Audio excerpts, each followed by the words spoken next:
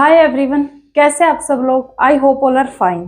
बच्चों, आप लोगों ने थंबनेल देख लिया होगा कि आज हम लोग यहाँ पे क्या डिस्कस करने वाले हैं। सब लोगों को पता है कि जो हमारा स्टेट का एग्जाम है बिल्कुल पास आ चुका है और उसके लिए हम लोग क्या बेस्ट करें, क्या बेस्ट मतलब जितना टाइम बचा उसके अंदर हम ऐसा क्या करें, कैसे अपनी प्रिपरेशन को करें, आज हम वो डिस्कस करेंगे। ठीक है, तो आप देखो आज जो डेट है वो है 18 अक्टूबर। आज 18 अक्टूबर है और एग्जाम आपका 2-3 दिसंबर का है।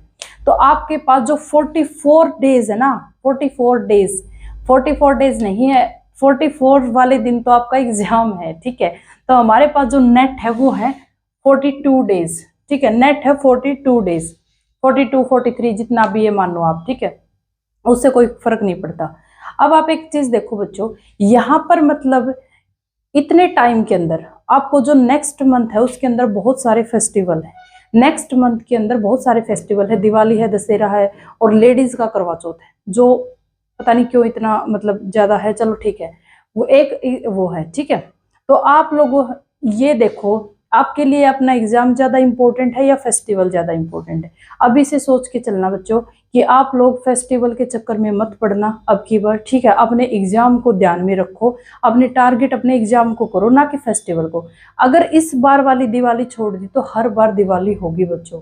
इस बार वाला दशहरा छोड़ दिया तो हर बार दशहरा आप सेलिब्रेट करोगे, हर हर बार आप दिवाली सेलिब्रेट करोगे अगर अब की बार वाली छोड़ दी तो। क्यों? क्योंकि एक स्टेबिलिटी, एक खुशी के साथ फेस्टिवल को सेलिब्रेट करते हैं, ना कि इस सोच में मेरा एग्जाम है, अब इतने दिन रह गए, क्या मैं करूं क्या ना, हाथ में फुलझड़ी और एग्जाम की फिक्र। तो ऐसे फेस्टिवल का भी फायदा नहीं है। तो अब की बार मैं ये नहीं बोलती कि आप सेलिब्रेट ही मत करो। दिन में जितना, मानो आप लोग 8 घंटा पढ़ रहे हो, मानो आप 8 घंटा पढ़ रहे हो और 8 घंटे में से अगर उस दिन दिवाली वाले दिन अगर आपने 5 घंटा पढ़ लिया और 3 घंटा आप इंजॉय कर सकते हो। ठीक है, लेकिन ये नहीं कि आप पूरा दिन ही नहीं पढ़ोगे, ऐसा बिल्कुल गलत बात है। क्योंकि आपका पेपर है ना बिल्कुल सिर पे है, पेपर बिल्कुल सिर पे है। आप ऐसा, और एक करवा चौथ वाले बच्चों, मैं लड़कियों को बोलती हूँ कि वैसे रखो, ठीक है, अच्छी बात है, रखना चाहिए, लेकिन ये नहीं कि आप पहले भी शॉपिंग करो फिर करवा चौथ वाला व्रत आएगा और फिर उसके बाद उसकी बातें। मतलब सारा टाइम, ये जो करवा चौथ जितना टाइम लेता है ना लेडीज का, इतना कोई कोई फास्ट इतना टाइम नहीं लेता जितना करवा चौथ लेता है। ठीक है, और चलो रखो वो तो अलग बात है। अब देखो बच्चों, हमारे पास दिन है 44 डेज। ठीक है, इसके अंदर हमें बेस्ट ट्राई क्या करना है। हमारे पास जो सिलेबस है ना बच्चों, फिजिक्स केमिस्ट्री बायोलॉजी, हमारे पास जो सिलेबस है वो काफ़ी ज़्यादा है। सिलेबस है वो इतना छोटा नहीं है, हमें पता है। ठीक है, अब सेकंड बात ये देखो कि जो टाइम टेबल है, सेकंड चीज़ है जो टाइम टेबल है ना बच्चों, आप लोग अब टाइम टेबल मत बनाना कि मैं सिर्फ इतना इतना टाइम पढ़ूंगा और इतना इतना टाइम खेलूंगा, ये करूंगा वो करूंगा, क्योंकि अब आपके पास पूरा दिन ही टाइम टेबल है। टाइम टेबल बनाने की जरूरत ही नहीं है क्योंकि आपको सारा दिन ही पढ़ना पड़ेगा। तभी तो मतलब आप एक चीज देखो, 3 तो ये और 5 और 6 वे। ठीक है, कितने हैं? 3 2 5 6 सब्जेक्ट वो और 3 ये। ठीक है, इतने सब्जेक्ट।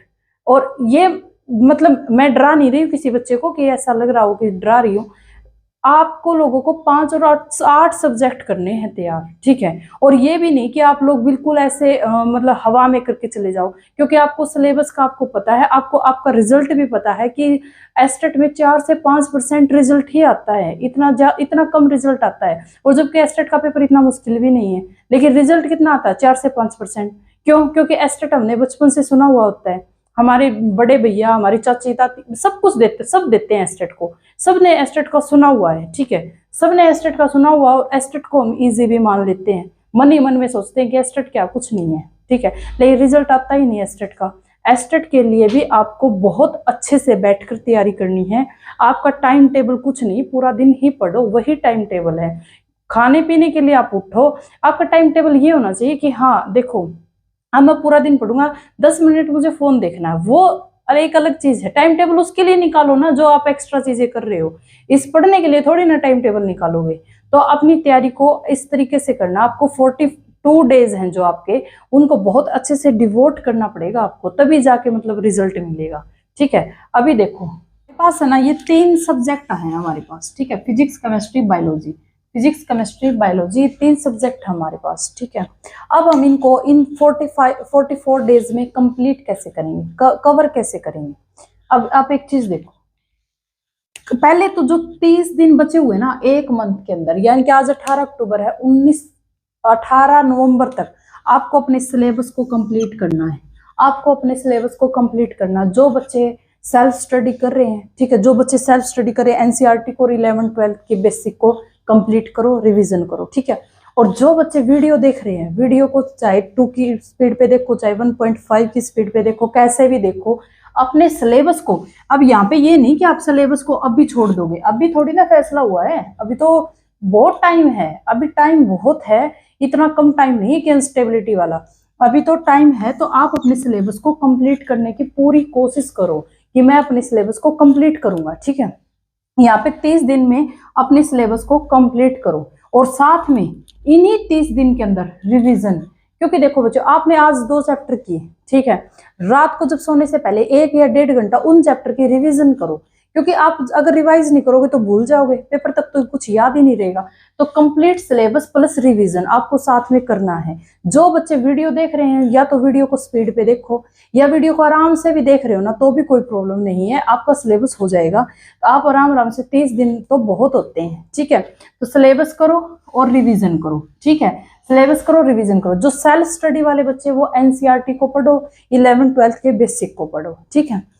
अब यहाँ पे देखो, जो वीडियो वाले बच्चे हैं ना, या फिर सेल्फ स्टडी वाले, दोनों बच्चे, दोनों को अपने नोट्स तो बनाने ही पड़ेंगे, या तो ये वाला हो चाहे ये वाला हो, नोट्स तो आपको बनाने ही पड़ेंगे। तो अपने नोट्स को तो बनाना पड़ेगा, ठीक है। अब आप ऐसे बोलोगे कि मैम नोट्स बनाने के लिए इतना टाइम, मैं मानती हूँ टाइम नहीं है, ठीक है।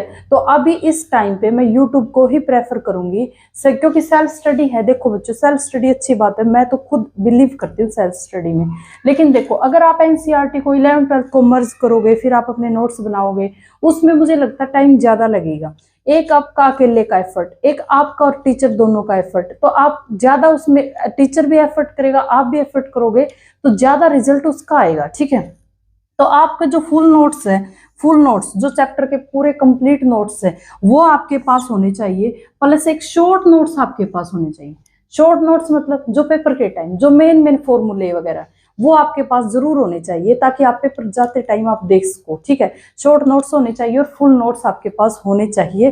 फुल नोट्स हर रोज रिवीजन, एक चैप्टर की हर रोज रिवाइज करो, ठीक है। और शॉर्ट नोट्स पेपर जाते टाइम आपको पता होना चाहिए कि अच्छा इसमें से ये है, इसमें से ये है। अब ये तो हो गई बात, ठीक है।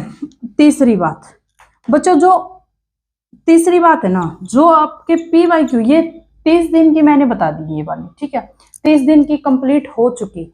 अब ये देखो, जो बच्चे बाकी जो बचे हुए 14 डेज हैं, जो बचे हुए 14 डेज है, या फिर 12 मानो, या फिर 13, जितने भी मानो, 10 मानो, जितने भी बचे हुए डेज हैं आपके, उनके अंदर आपको कुछ नहीं करना। 2017 से स्टार्ट करने हैं पेपर, 2017 से 22 तक। देख, कई बच्चे ऐसे बोलते हैं कि नहीं 20 से स्टार्ट करेंगे, 20, 21, 22 3 पेपर। नहीं बच्चों, 17 से स्टार्ट करो और 2022 तक के पेपर आप सोल्व करोगे, ठीक है।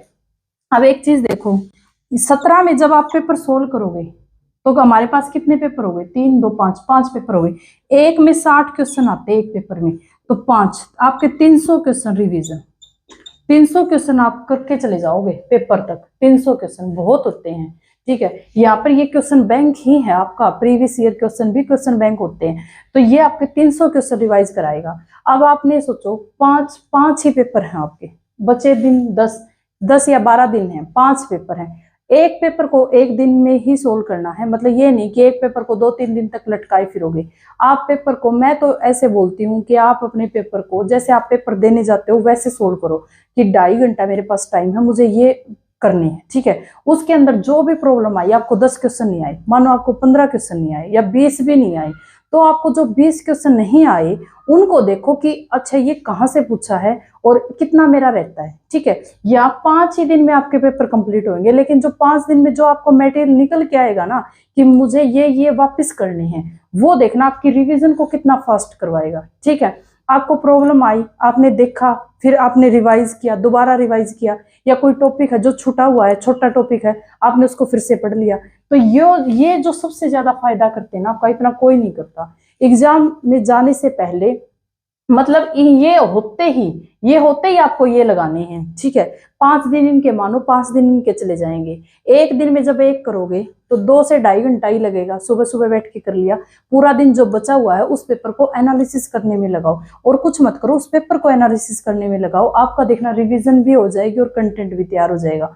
तो आपको है ना ये जरूर करना है। प्रीवियस ईयर पेपर लगाओगे, 300 क्वेश्चन बनेंगे इसमें, ठीक है। आप अपने देखो, अपनी तैयारी को देखो कहाँ तक पहुंची है मेरी तैयारी, यानी कि मेरे 60 में से या क्या मेरे 45-50 नंबर बन रहे हैं या नहीं बन रहे।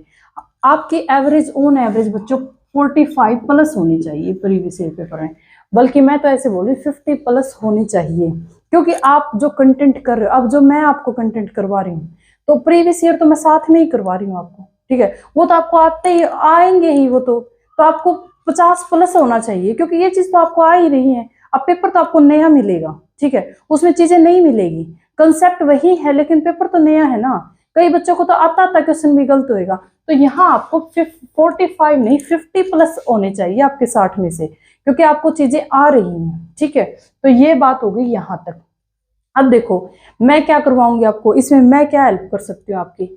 मैं इतनी हेल्प कर सकती हूँ बच्चों, जो ये तीनों पोर्शन हैं मैं इनको 1 बाय 1 साथ लेके चल रही हूँ, ठीक है। ये मैं श्योरिटी दे रही हूँ कि पेपर तक मैं अपना सिलेबस को कंप्लीट करवाऊंगी, पेपर तक मैं अपने सिलेबस को कंप्लीट करवाऊंगी, और लास्ट के दिनों में आपको ये प्रीवियस ईयर भी 1 बाय 1 एक एक क्वेश्चन मैं आपको करके दिखाऊंगी यहाँ पे, ठीक है। तो ये कंप्लीट आपका सिलेबस होएगा। यहाँ पर फिजिक्स का होगा, केमिस्ट्री का होगा और बायोलॉजी का होगा।